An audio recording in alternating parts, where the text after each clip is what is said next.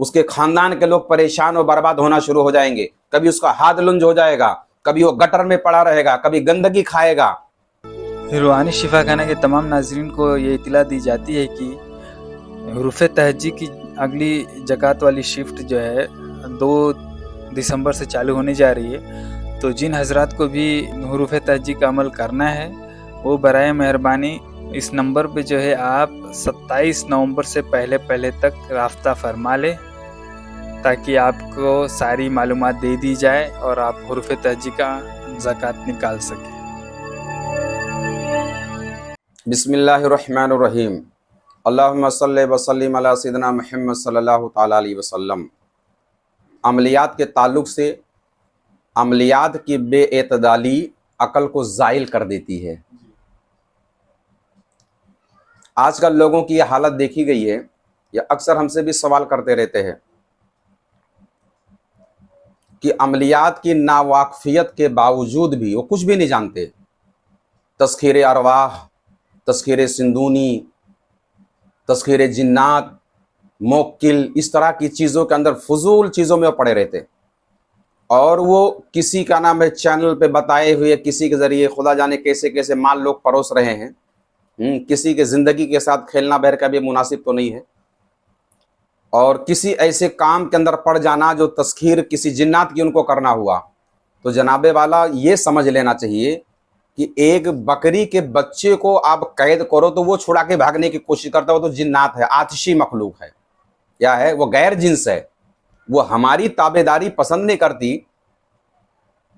بات سمجھ میں آئی؟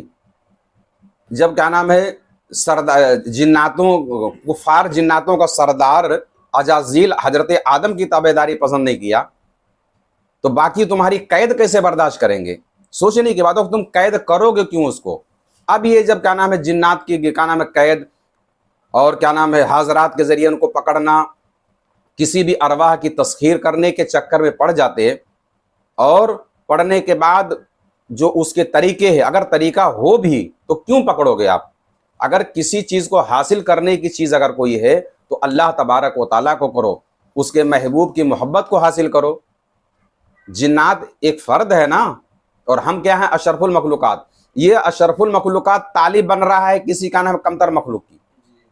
عجیب سوچ کی مطلب کیا کہاں لوگ جا رہے ہیں. اچھا, اب اس طرح کی عملیات کی ناواقفیت کی وجہ سے الٹے پلٹے اعمال کر کے پھر وہ کیا نام ان پر رجعت عمل کا ہو جاتا ہے. بات سمجھ میں آئی؟ وہ اعمال ان کے الٹے پڑ جاتے ہیں تو لوگ کہتے ہیں کہ اس کا عمل ٹوٹ گیا. مشہور ہے نا کہ اس کا عمل ٹوٹ گیا. اب وہ آدمی کیا کرے گا؟ اس کی یادداشت چلی جائے گی, اس کے خاندان کے لوگ پریشان و برباد ہونا شروع ہو جائیں گے. کبھی اس کا ہاتھ لنج ہو جائے گا, کبھی وہ گٹر میں پڑا رہے گا, کبھی گندگی کھائے گا. یعنی پورا حواس جو ہے نا اس کا پوری عقل جو ہے ایک دم ٹھکانے نہیں رہتی ہے.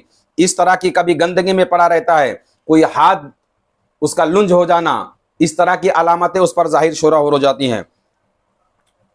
اب یہ بیچارہ اس طرح کے عجیب عجیب حرکتیں کر کے, اور اکثر تو میں نے دیکھا کہ اکثر ہم لوگ دیکھو ٹیلی فون بھی آتے رہتے ہیں.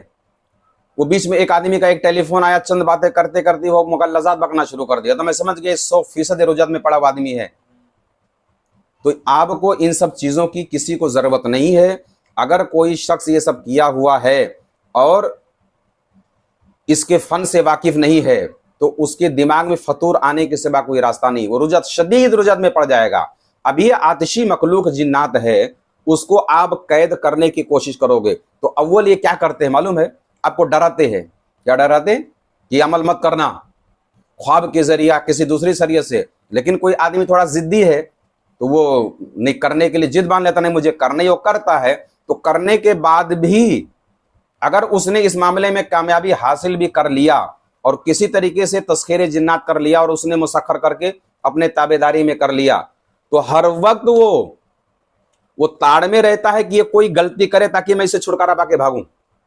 ارے پالا ہوا کتا جو آپ کا ہوتا ہے نا, پرورش کردہ کتا, اس کو زنجیر لے کر باندھ کر کے روڈ پہ گھمانے جاؤ تو بھی کھینچ کے بھاگتا ہے. تو یہ تو یار جنات ہے, آتشی مخلوق ہے. وہ کتا جو وفاداری جس کی مشہور ہے, آپ نے نہیں دیکھا کہ وہ گھر میں قید رکھتے دن بھر اس کو گھمانے کے لیے لے کے جاتے تو خود کھینچ کے لے کے جاتا ہے.